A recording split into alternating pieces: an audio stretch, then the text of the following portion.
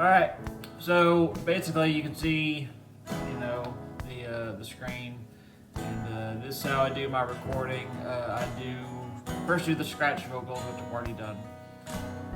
Then do just kind of a basic scratch track where I just set up just one microphone and play it in time. I use a drum track from Logic just to keep me in time. And I just play the song, and I don't worry about sounding great, which you'll hear from these scratch tracks. I mean, they're just horrible. I don't really sound that bad. It's just when you're doing the scratch track, it's a scratch track. You're not worried about sounding great or anything. You're just trying to get the timing and all that stuff. But I do the scratch track first, and then I come in and I do piano and do all the piano parts, and then come back and do more piano parts. Because I only have one hand, I have two hands, but I had a stroke when I was 15, so I can't play with this hand. I can only play with this hand. It just looks like I just flipped you off. So I record the left hand part. I do all the left hand parts, and then I go back and do all the right hand parts. And by right hand parts, like I'll do whatever the chords are. I'll do the low octave, and then I come back. And do the high octave, and then pan those left and right. But right now I'm working on the low octave part, the left hand part. So I'll start recording, and you get to see all the ins and outs of the recording session, and hear me blabber. So we're going to work on the song "Oh Susanna" right now, and like I said, I don't really sound this bad, just as a heads up, but it does sound pretty bad. So hopefully I can get it in as few takes as possible. So there we go. Here's take one.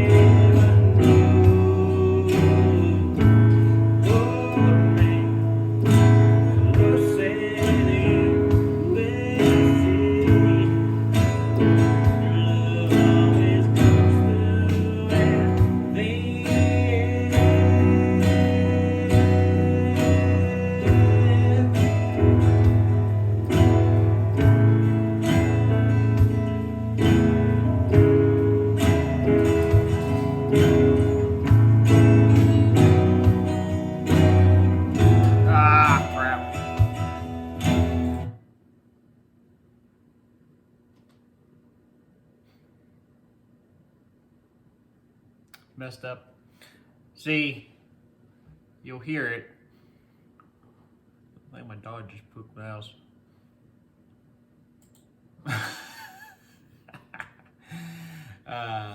So you'll hear it like right here.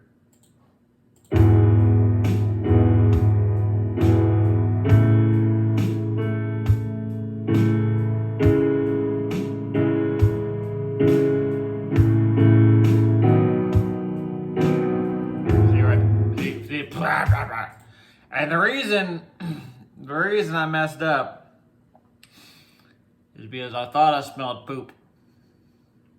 Maybe he didn't poop. Maybe he did. But regardless, took my attention away. So what I always do is I record like I'm recording through tape. I limit myself to 24 tracks, which I kind of have an advantage because, you know, when I do the drum tracks, you know, through the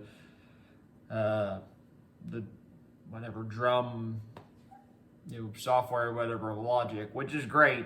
And I don't just do like one drum track. I do, you know, one track for snare, one track for hi-hat, one track for kick, one track for room, and for the room track, I do a room track for the snare, a room track for the kick, a room track for the hat, and then bounce all those room tracks into one track. And so, which, you know, in later episodes you'll see with the mixing and stuff, how the room tracks are different than the other tracks. But just as a heads up, so the room tracks are EQ'd to where they have a lot of highs and not a lot of lows, and it just kind of gives the impression that, you know, it's recorded from a room. So I record all those, you know, I bounce all those room tracks into one, and then that's the room track.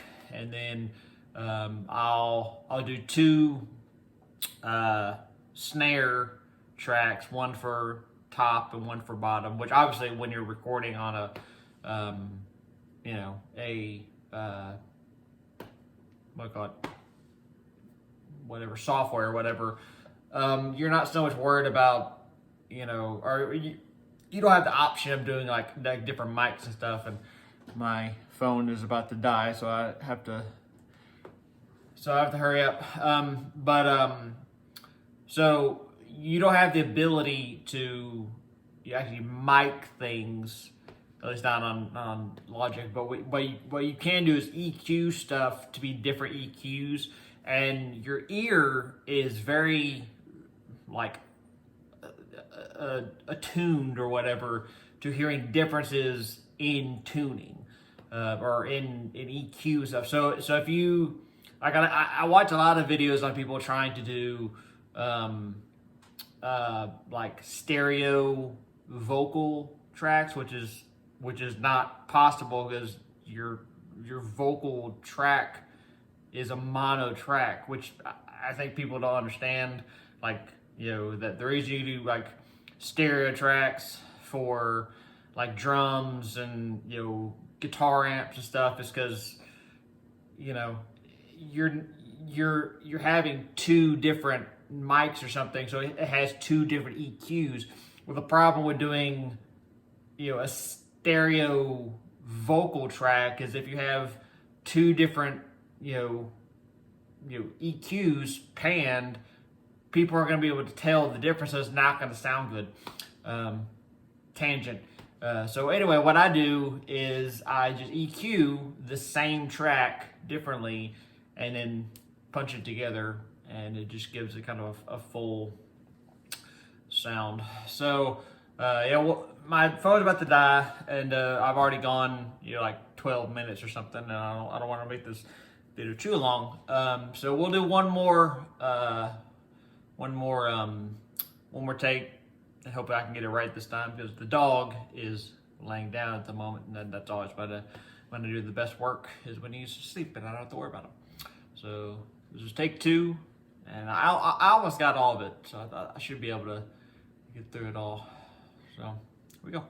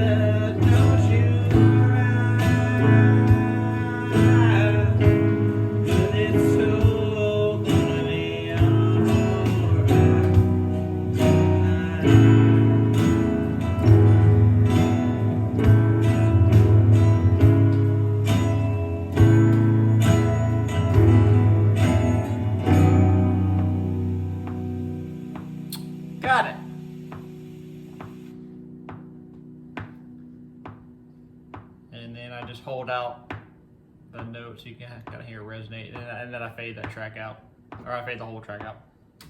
But yeah, so I guess in closing or whatever, yeah, like I said, I record like I'm on tape. So I only do 24 total tracks. A lot of them are drums, and I don't like cheat and like do all the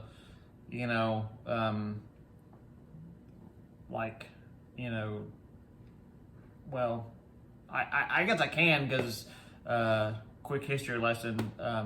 Sgt. Pepper is one of the greatest albums of all time.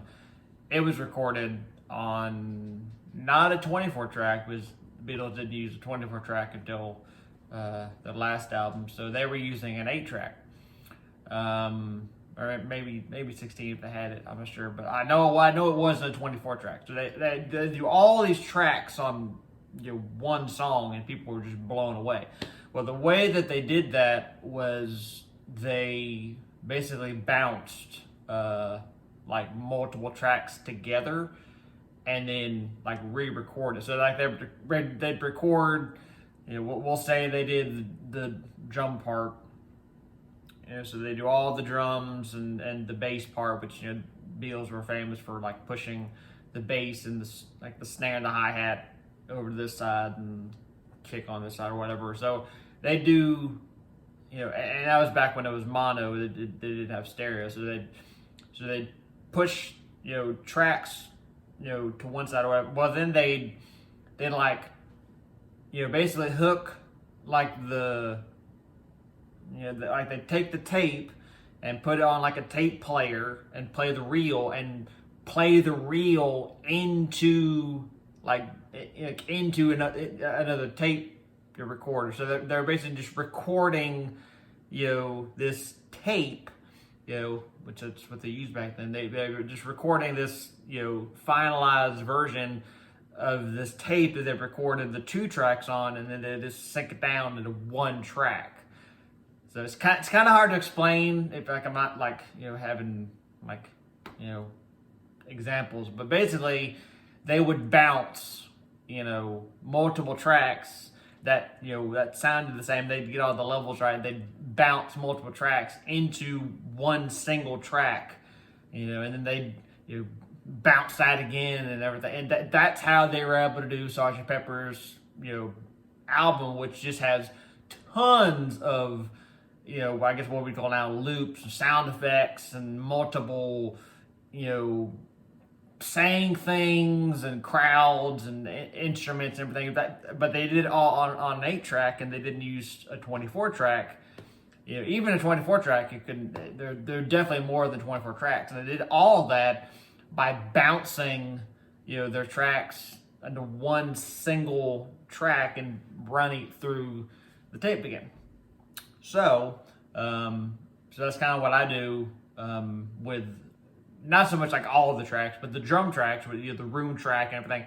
I do the same thing. Is I finish all the instrument tracking, and then figure out what I'm going to do for the drum tracks, and then bounce all the drum tracks down into 1 track, so that when I'm working on the master track, I have 1 drum track. And that way, when I'm, making all the levels right, I don't have to worry about, every single, drum individual track as, how it sounds volume-wise with all the other tracks, because then you just get lost. So I'm trying to make it as simple as possible and just have as few tracks as I can. So like what I do for, the piano tracks is I'll record 2 tracks for piano tracks, but then when I'm mastering everything, I bounce this left hand part to the left and right hand part to the right, and then bounce that into 1 track, and then feed it through into the master track, and then all the drum tracks, bounce those and get all the levels right, bounce those in 1 track. And if I have any string parts or anything, bounce all those into 1 track. And so I'm taking up as little space as possible. But in the end, I'm limited to only 24 tracks. On the master's track, I'm limited to only 24 tracks, and the most important thing to have it sound natural is I play, the song all the way through. And if I mess up, I start over. And I started doing that after I watched the fantastic documentary Sound City, by Dave Grohl. I love Dave Grohl's, movies and all that stuff. But Sound City changed my life for recording because it made me just say. Because before that, I was one of those people that would, record just little parts. If I messed up, I just stop and punch in and do all the punch ins and all that stuff. Which if you don't know what a punch in is, it's what they do. I've been there when they do it in Nashville a lot, but they'll be recording a part and then they'll finish it and so they'll say punch me in at measure 5 or whatever. I messed up a little bit, and the engineer will punch them in and they'll play the right part, and then they'll just replace it and it just sounds perfect. I don't like that, and then I started doing that, or I guess stopped doing that after I saw the Sound City documentary, and it kind of made me man up and want to be a better player and a better recorder. So I really started practicing going all the way through, and it just sounds more real and more organic and more like a person, which has errors. It's like sometimes, which when I was doing that, I mean, you don't notice it if you're not listening for it, but at one part, I was supposed to go and